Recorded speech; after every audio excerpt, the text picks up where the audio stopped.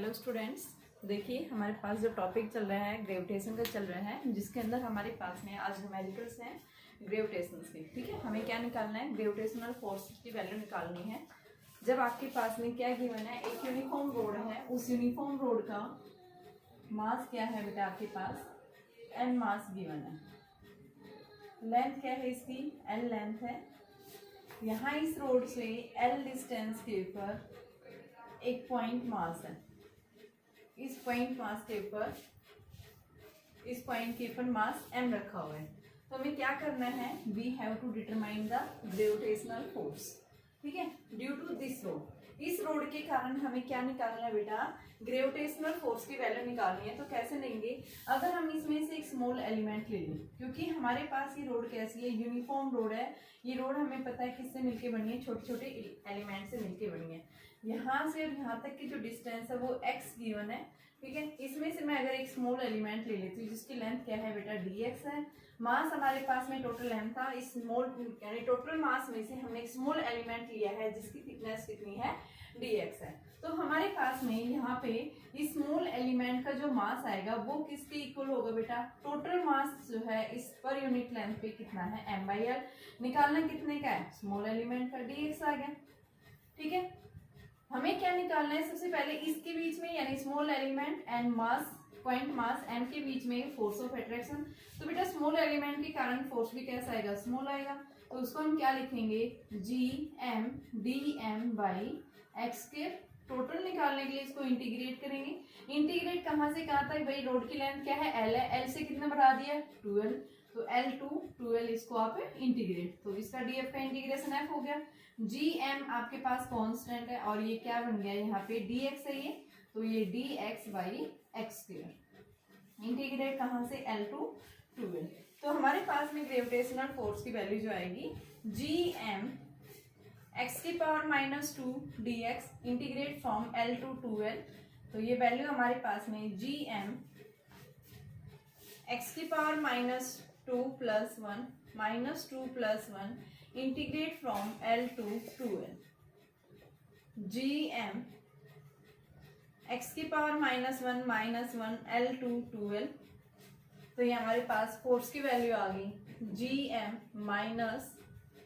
-1/x integrate from l to 2l -gm 1/2l - 1/l -gm 2l आपके पास में 1 - 2।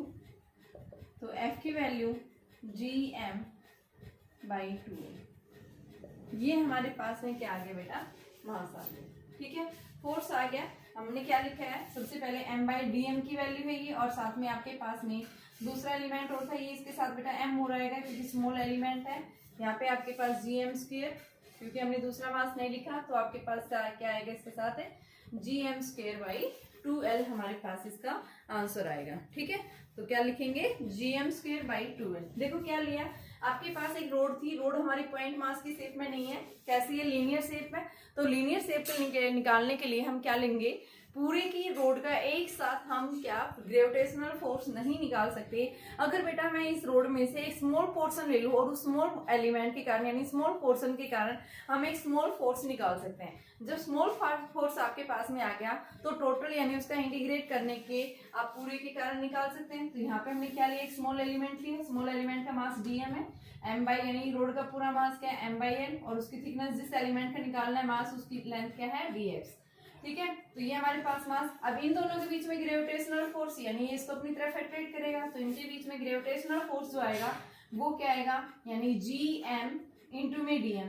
तो यहाँ से आपके पास मास ये हो गया, और इसका मास क्या है, m/l है, ये m/l है ना, यहाँ पे हम पुट करेंगे। देखो आपके पास में क्या होता है, gm × dm/x²।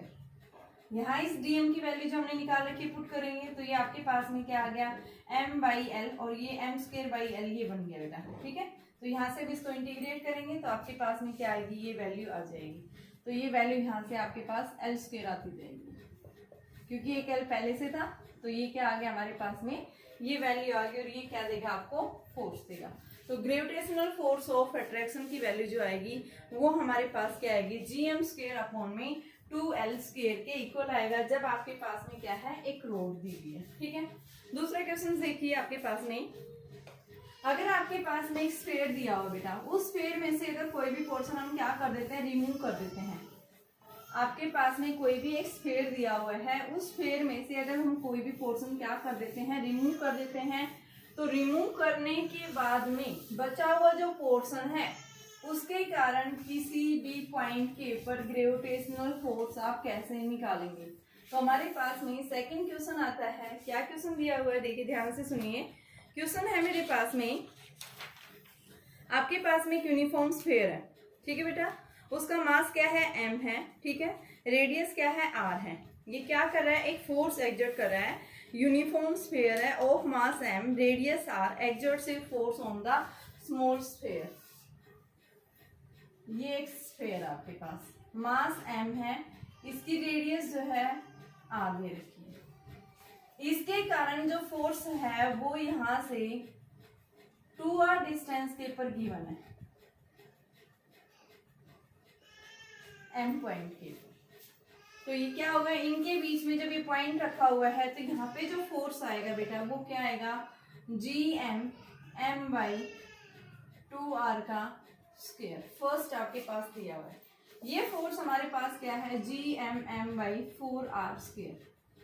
तो यहाँ से मैं क्या लिख सकती हूँ, GM m/r स्क्वायर बराबर 4L। अब आती है बात हमारे पास में, अगर मैंने क्या किया यहाँ से, इसमें से एक स्फीयर रिमूव कर दिया जिसका डायमीटर क्या है, r गिवन है।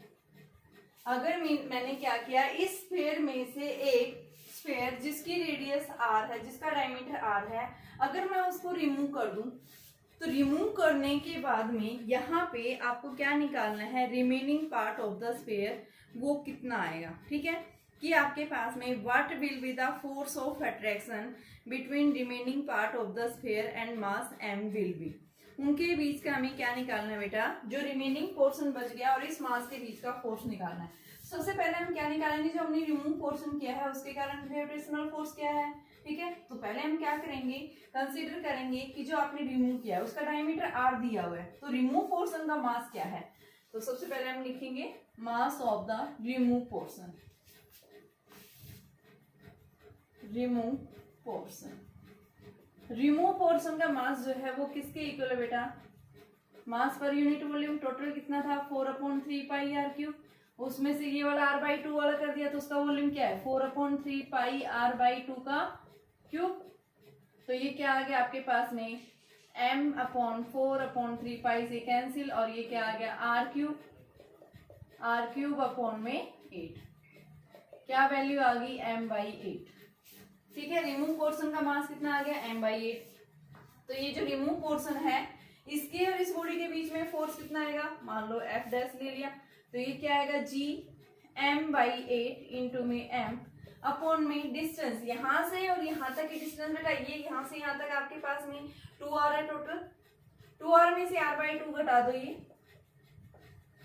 तो क्या आ जाएगा, 2r माइनस r/2 का होल स्क्वायर। F डैश की वैल्यू GM 8 इंटू में m, ये क्या आ गया, 4r माइनस r यानी कि 3r, तो ये 9r²/4। तो ये GM m/18r², ये हमारे पास में फोर्स आ गया। ठीक है, अब हमें क्या करना है, रिमेनिंग पोर्शन वो कितना है, तो रिमेनिंग पोर्शन निकालने के लिए F माइनस F डैश ले लो। तो उसके कारण क्या आएगा, F की वैल्यू कितनी आ रही है, GM m/4r² minus GM m/18r², यानी रिमेनिंग पोर्शन के कारण पूछा हुआ था कि इन दोनों के बीच में, तो रिमेनिंग आप पहले टोटल का निकाल चुके, इसका निकाल चुके, रिमूव पोर्शन का, दोनों का डिफरेंस कर दो तो आपके पास इस रिमेनिंग पोर्शन और इसके बीच का आ जाएगा। तो ये बेटा कितना आ गया, यहाँ से हम इसका एलसीएम लेते हैं, तो एलसीएम हमारे पास में कितना आता है, 36 9GMm माइनस 2GMm, तो ये हमारे पास में 7GM m/36r²। और इसको हम कैसे लिख सकते हैं, f minus f dash is equal to 7/36। इसको मैं लिख सकती हूँ, देखो यहाँ से मैंने gmm/4r² का f ले रखा था, तो मैं इसकी जगह gmm/r² की जगह क्या ले लूँ, 4 लिख दो बेटा, क्योंकि ये मैंने यूज कर लिया। तो ये आपके पास क्या आ गया, 7/9f आ गई। तो आपके पास रेशो क्या आएगा इसका, कि जो रिमेनिंग पोर्शन और इस पॉइंट मास के बीच में जो ग्रेविटेशनल फोर्स ऑफ अट्रैक्शन जो आएगा उसकी वैल्यू क्या आएगी, 7/9f। कैसे निकाला देखिए, सबसे पहले आपके पास ये एक स्फीयर दिया हुआ था, इस पॉइंट के ऊपर एक 2r डिस्टेंस के ऊपर एक पॉइंट मास रखा हुआ था, इसमें से क्या कर दिया, एक r डायमीटर का एक स्फीयर यहाँ से रिमूव कर दिया बेटा। तो रिमूव करने के बाद में ग्रेविटेशनल फोर्स ऑफ अट्रैक्शन क्या होगा, पहले हमने क्या किया, जब ये स्फीयर था ओनली, ये पॉइंट रखा होता तो इसके बीच में ग्रेविटेशनल फोर्स ऑफ अट्रैक्शन क्या होगा, ठीक है, ये मास है और स्मॉल, तो gmm/में डिस्टेंस 2r दे रखी इसके सेंटर से, तो ये आ गया फोर्स, ठीक है। अब जो रिमूव किया है पोर्शन उसका मास कितना है, तो टोटल मास कितना था, मास अपॉन में वॉल्यूम इंटू में जो रिमूव पोर्शन है उसका वॉल्यूम, तो m/8 आ गया रिमूव पोर्शन का। अब रिमूव पोर्शन और इस बॉडी के बीच में कितना आएगा, तो gm/8 into m/2r minus r/2 का स्क्वायर, ठीक है। यहाँ से हमारे पास रिमूव पोर्शन के कारण फोर्स ऑफ ग्रेविटेशन आ गया। अब रिमेनिंग यानी कि बचा हुआ हो तो उसमें से हम क्या करें, टोटल में से रिमूव पोर्शन को सब्ट्रैक्ट कर दो, वही आ जाएगा। और यहाँ से हमने इसको f के फॉर्म में रिप्रेजेंट करना है, तो gmm/r² की जगह 4f आप पुट कर सकते हैं, ठीक है। तो 7/9f के इक्वल हमारे पास में क्या आ जाएगी बेटा, वैल्यू आ जाएगी, ठीक है। अगला देखिए, नेक्स्ट कल मैंने आपको जो है क्या दिए थे बेटा, 2 क्वेश्चन दिए थे असाइनमेंट के लिए, जिसमें से मैं एक क्वेश्चन आपको भी करवा रही हूँ, किस तरह से आप निकालेंगे, तो ध्यान से देखना एक बार। क्वेश्चन क्या था, असाइनमेंट के अंदर हमने 2 क्वेश्चन दिए थे,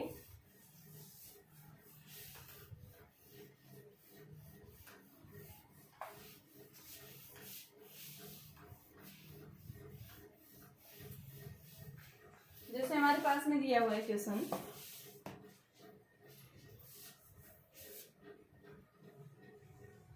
ये क्या है, एक स्क्वायर है, यहाँ पे हमने लिखा मास 2m 4m, जिसके अंदर मैंने क्वेश्चंस दिए थे आपको, 2 क्वेश्चंस दिए थे, और मैंने क्या बताया था बेटा, यहाँ से आप ग्रेविटेशनल फोर्स ऑफ अट्रैक्शन की वैल्यू निकालो, ठीक है। क्वेश्चन हमारे पास में थे जैसे 4 kg 2 kg 4 kg 2 kg 4 kg 2 kg 4 kg and 2 kg। Square की साइड 1 मीटर थी, ठीक है।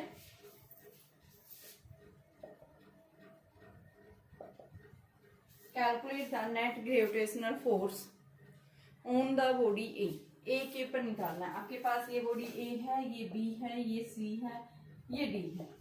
कैसे निकालेंगे, देखो इसने इसके ऊपर क्या किया, फोर्स ऐसे डाला, इसने इधर डाला, इसने ऐसे डाला, इसने ये डाला, ठीक है। तो यहाँ पे इसके ऊपर निकालने में, तो ये भी क्या करेगी, इसके ऊपर ऐसे अट्रैक्ट करेगी, तो ये फोर्स हमने F1, ये फोर्स F2, ये फोर्स F3। एक ही पॉइंट के ऊपर 3 अलग अलग फोर्स आ रहे हैं। सबसे पहले हम इनका मैग्नीट्यूड निकालेंगे। F1 हमारे पास क्या आएगा, gm यानी कि 4 इंटू में 2/1 का स्क्वायर। F2 की वैल्यू कितनी आएगी, g इंटू 2 इंटू 4/1 का स्क्वायर। F3 कितना आएगा, g इंटू में 2 इंटू 2/1 का स्क्वायर। 1 का नहीं, आपके पास 1 का स्क्वायर प्लस 1 स्क्वायर यानी √2 का स्क्वायर, तो ये इससे कैंसिल, तो हमारे पास में 8g और ये आपके पास में 4/2 4g, तो ये आपके पास 2g आ गया, ठीक है। अब देखिए एक ही पॉइंट के ऊपर फोर्स की अलग अलग डायरेक्शंस पॉसिबल नहीं है।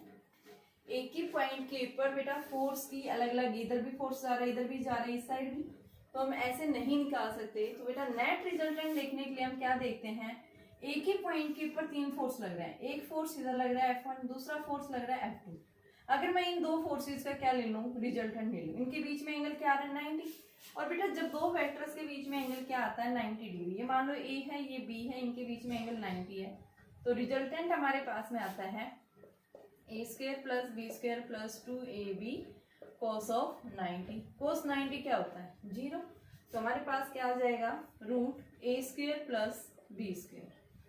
आपके पास ए की वैल्यू f1 है, बी की वैल्यू क्या है? f2। तो यहाँ से हमारे पास में r जो आएगा वो किसके आ जाएगा, यानी नेट दो का नेट फोर्स जो आएगा f डैश ले लो 8g का स्क्वायर प्लस में 8g का स्क्वायर। तो आपके पास ये 64 प्लस में 64 और यहाँ से g, तो ये आपके पास में कितना आ जाएगा? 8g आप कह सकते हो इसको। देखिए आप इसका निकालेंगे तो आपके पास में क्या आ जाएगा? 8g√2 f डैश आ गया। अब देखो नेट फोर्स हमें निकालना है ए के पर, net force on A F dash plus में f3 की वैल्यू कितनी जा रही है? 2g। तो ये f डैश की वैल्यू 8g√2 और f3 कितना है बेटा? 2g। तो यहाँ से आपके पास कितना आ गया? 2g इंटू में 4√2 प्लस में 1। ये हमारे पास में नेट फोर्स आएगा कहाँ पे? ए पॉइंट के ऊपर। ठीक है, यानी हमने पहले दो वेक्टर्स का क्या लिया? रिजल्टेंट लिया, और फिर उसके बाद में हमने किसका लिया? थर्ड वेक्टर का लिया। ठीक है, दोनों सेम, इन दोनों का रिजल्टेंट इसी वेक्टर के अलोंग जा रहा है, तो दोनों क्या हो जाती हैं? ऐड हो जाती हैं। सिमिलर एक क्वेश्चन और है कि आपके पास में एक ट्राइंगल जैसी शेप बन रही है, उसके लिए हमें क्या करना है? नेट रिजल्टेंट निकालना है। जैसे आपके पास क्वेश्चन दिया हुआ है बेटा, ग्रेविटेशनल फोर्स निकालना है। एक ट्राइंगल दी हुई है आपको, उस ट्राइंगल के कारण हमें क्या निकालना है? नेट फोर्स देखना है। तो इसको देखने के लिए हम क्या करेंगे? जैसे मेरे पास में ये दे रखी ट्राइंगल, यहाँ पे मास है, यहाँ पे मास है और यहाँ पे मास है। ये डिस्टेंस सेंटीमीटर, ये डिस्टेंस सेंटीमीटर। मास जो है कितना दिया हुआ आपके पास? 4, 2 and m। 4m, 2m and m। सबसे पहले हम इन दोनों के बीच में देखेंगे, ये ऐसे जाएगा, ये ऐसे जाएगा, ये इसको ऐसे अट्रैक्ट करेगा, ये इसको ऐसे। तो ये F1 फोर्स, ये F2 फोर्स। F1 फोर्स क्या आएगा? G 2m इंटू में m upon l square. F2 की वैल्यू क्या आएगी? m इंटू 4m अपॉन में क्या आएगा बेटा? l स्क्वायर प्लस में l स्क्वायर का रूट स्क्वायर कर देंगे। तो ये आपके पास में क्या आ गया? 2gm square by l square. ये क्या आएगा? 4gm स्क्वायर अपॉन में √2l आएगा ये, और √2l का यानी कि 2l का square. 2gm square by l square, ये हमारे पास वैल्यू है। ठीक है, अब एक ही पॉइंट के ऊपर आपके पास क्या देख रहे हैं? दो अलग अलग डायरेक्शंस फोर्स की पॉसिबल नहीं है। तो इसके लिए हम क्या करेंगे? इनके बीच का एंगल देखेंगे। ये 90 डिग्री है, तो बेटा ये कितना होगा? 45। अब दो वेक्टर्स हैं, इनके बीच में एंगल 45 डिग्री है, तो इनका रिजल्टेंट हम कैसे दिखाते हैं? ए स्क्वायर प्लस में b square plus 2ab cos of 45। तो आपके पास रिजल्टेंट क्या आ जाएगा? यानी नेट फोर्स जो आएगा वो किसके इक्वल आएगा? 2gm square by l square का square, gm square by l square का स्क्वायर प्लस में 2gm square by l square 2gm, देखो ये ट्वाइस है बेटा, 2gm square by l square cos of 45। तो f की वैल्यू हमारे पास में क्या आ गई? 4g स्क्वायर m की power 4 upon l square plus में 4g स्क्वायर m की पावर 4 अपॉन l की पावर 4 प्लस में यहाँ से हमारे पास कितना आ गया? 8g स्क्वायर m की पावर 4 अपॉन l की पावर 4 cos 45 1/√2। ठीक है, तो ये हमारे पास में यहाँ से देखो 2gm square by l square common है, क्या बच गया? ये 1 + 1 + 2/√2। रेशनलाइजेशन कर दो इसका, 2 से 2 कैंसिल, तो ये फोर्स हमारे पास किसके इक्वल आ गया? 2gm square by l square 2 + √2। और √2 की वैल्यू बेटा हम 1.414 रखे, हम इसको सोल्व कर सकते हैं। तो इस तरह से हम क्या निकालते हैं, नेट रिजल्टेंट फोर्स निकालते हैं। ठीक है, तो देखो कैसे निकाला मैंने, क्या किया बेटा, 3 मासेस रखे हुए थे मेरे पास में। सबसे पहले मैंने देखा इन दोनों बॉडीज के बीच में अट्रैक्टिव फोर्स लग रहा है, ये इसको अपनी तरफ खींच रहा है, F1 फोर्स आ गया, ये इसको अपनी तरफ खींच रहा है, तो F1 फोर्स GMM/r² होता है, तो वही वैल्यू रखती। सिमिलर इन दोनों के बीच में ये आ गया। अब एक ही पॉइंट के ऊपर 2 अलग अलग फोर्स की डायरेक्शंस पॉसिबल नहीं है, तो हमें क्या निकालना है, इनका रिजल्टेंट निकालना है। रिजल्टेंट निकालने के लिए हम क्या देखते हैं, इनके बीच में एंगल क्या आ रहा है, 45 डिग्री का आ रहा है। ठीक है, तो यहाँ से हम इसको इस तरह से लिखेंगे और यहाँ पे मैंने वैल्यू पुट कर दी और इसको हमने सिंप्लीफाई कर दिया। ठीक है, तो ये क्या देता है, हमें नेट फोर्स देगा।